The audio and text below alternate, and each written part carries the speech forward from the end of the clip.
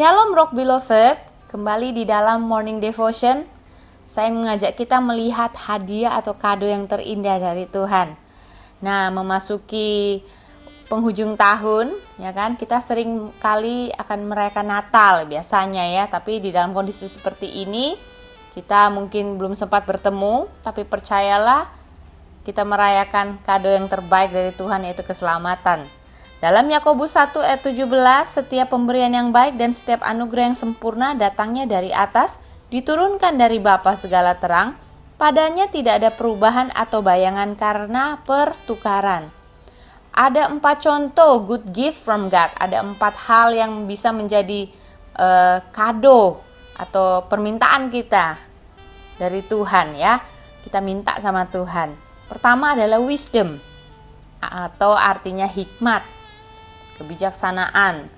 Raja Salomo meminta ini untuk mengatasi pemerintahannya di masa itu, menjalani kerajaan di saat waktu dia masih muda. Dia membutuhkan pertolongan Tuhan, hikmat dari Tuhan. Nah, Yakobus 1 ayat 5, if any of you lacks wisdom, you should ask God, who give generously to all without finding fault, and it will be given to you. Jadi setiap orang yang mungkin kekurangan hikmat, minta kepada Tuhan ya. Apabila di antara kamu ada yang kekurangan hikmat, hendaklah ia memintakannya kepada Allah yang memberikan kepada semua orang dengan murah hati dan dengan tidak membangkit-bangkit. Maka hal itu akan diberikan kepadanya. Ayat 6 kita lihat, hendaklah ia memintanya di dalam iman dan sama sekali jangan bimbang. Sebab orang yang bimbang sama dengan gelombang laut yang diombang-ambingkan kian kemari oleh angin. Oleh karena itu Tuhan bilang sama kita semua, kalau kita mau meminta itu harus dengan iman percaya kita. Nah, yang kedua, good gift yang kedua itu adalah the fruits of the spirit atau buah-buah roh. Kita tahu ya, ayat ini sudah sangat terkenal dalam Galatia 5 ayat 22 ya. Saya bacakan dalam English translation dulu.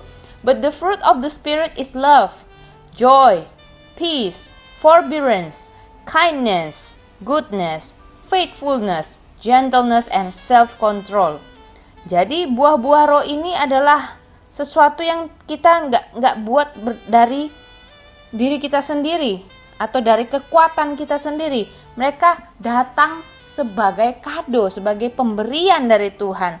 Memiliki sukacita misalnya ya, itu adalah gift, itu adalah kado dari Tuhan ya. Joy is the presence of God, ya kan? Artinya kalau kita punya ini, kita pasti dekat sama Tuhan, kita bahagia dekat dengan Tuhan. The gift that brings the fruit of the Spirit will be next example of a gift from God. Amin. Dan yang ketiga, kita semua tahu, gift of salvation, artinya keselamatan. Yesus sudah datang bagi setiap kita. Sebentar lagi kita akan merayakan hadirnya Yesus sebagai juru selamat. Nah, ini adalah pemberian yang membuat kita terhindar dari kuasa maut, terhindar dari kuasa kematian. Efesus 2 ayat 8 sampai 9, for it is by grace you have been saved through, once again, faith. And this is not from yourself, it is the gift of God, not by works, so that no one can boast.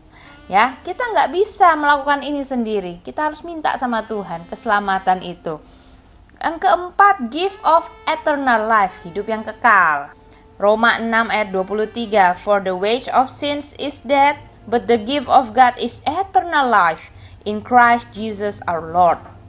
Yesus adalah hadiah dari Tuhan kita yang diberikan kepada kita untuk kita mendapatkan hidup yang kekal. Jadi, setiap pemberian yang baik itu berasal dari atas, datang dari Bapa. Ya, heavenly lights. Lights itu akan selalu bersinar, ya, terang cahaya itu akan selalu bersinar. No matter what, itu akan selalu ada. Seperti itulah good gift yang dari Tuhan. Saya berdoa kita semua memiliki good gift yang sudah Tuhan berikan dalam kehidupan kita masing-masing. Hikmat dari Tuhan, buah-buah roh, keselamatan dan hidup kekal ada di dalam kehidupan setiap kita. Amin. Tuhan memberkati.